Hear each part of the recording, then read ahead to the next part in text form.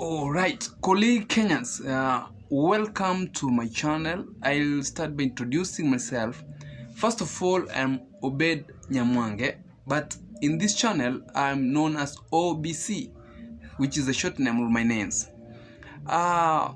Here, I'll be analyzing the unfolding of various political aspects in Kenya, knowing that we are heading to a very hotly contested general election coming in the month of September. So today I'll analyze why the AZIMIO team settled on Polycarp Igathe for the Nairobi Gubernatorial race, leaving people whom had been highly contesting like Tim Wanyonyi and the rest.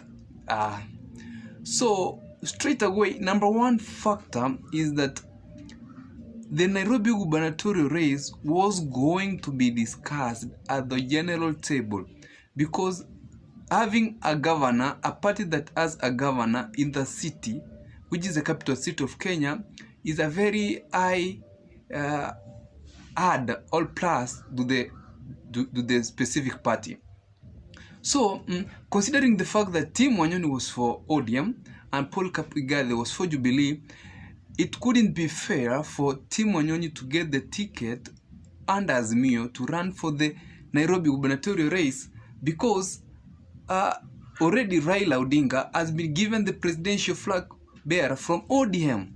So they couldn't be Raila from ODM as the presidential candidate and also Tim Wanyonyi being given the gubernatorial flag bearer of AZIMIO Nairobi.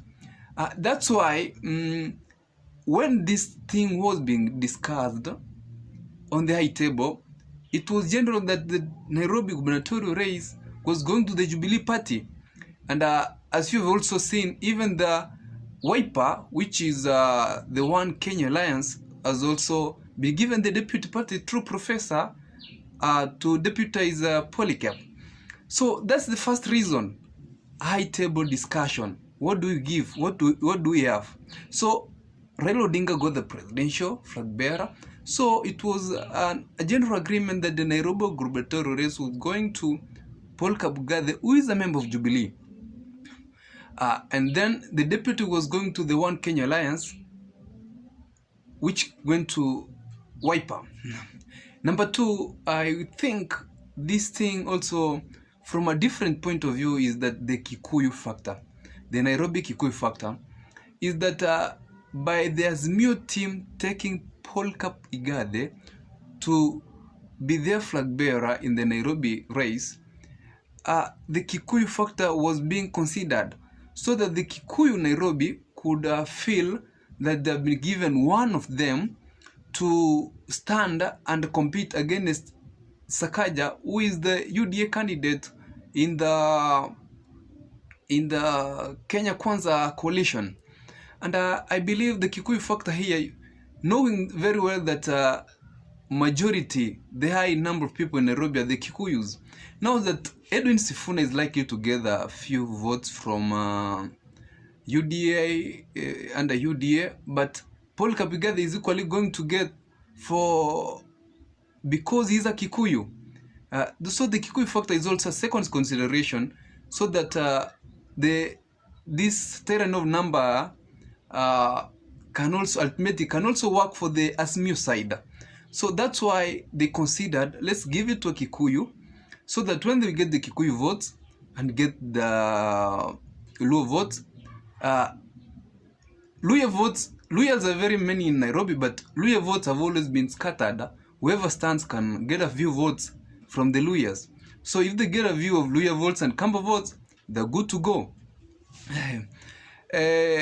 Another reason, I think, the decision to have Polycarp Igathe as a flag bearer under the gubernatorial race for ODM Nairobi was a consideration that the other time, 2017, Mike Songo had been given the ticket for gubernatorial under Jubilee, but he didn't perform. At that time, he was being deputized by Polycarp Igathe, who did resign because he felt he couldn't work with Songo the way he was conducting things. And later on, things unfolded that Songo really was not a very good performer for Nairobi until the Jubilee through President Uhuru Kenyatta had to take the army to do some functions in Nairobi. I think it was an illustration that Polycarp Igathe is a very clever individual and can organize things in the city very well. And it's a feeling that there wouldn't be issues or administration issues in Nairobi if they take Polycarp Igathe. I think comparing between Tim Wanyonyi and Polycarp Igathe, there was a general feeling that Polycarp Igathe can perform and in administration matters or in managing that city very well as compared to Polycarp Igathe.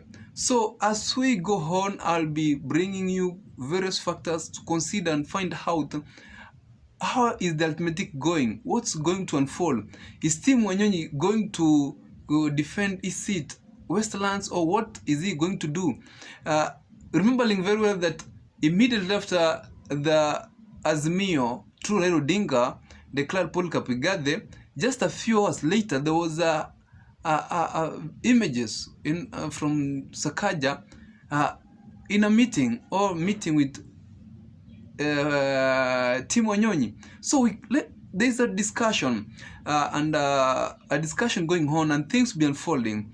But meanwhile, subscribe to my channel. This is the first beginning. I'll be updating you, bringing you more views as things unfolding, considering the political aspects in Kenya. Subscribe and like the page. Thank you very much.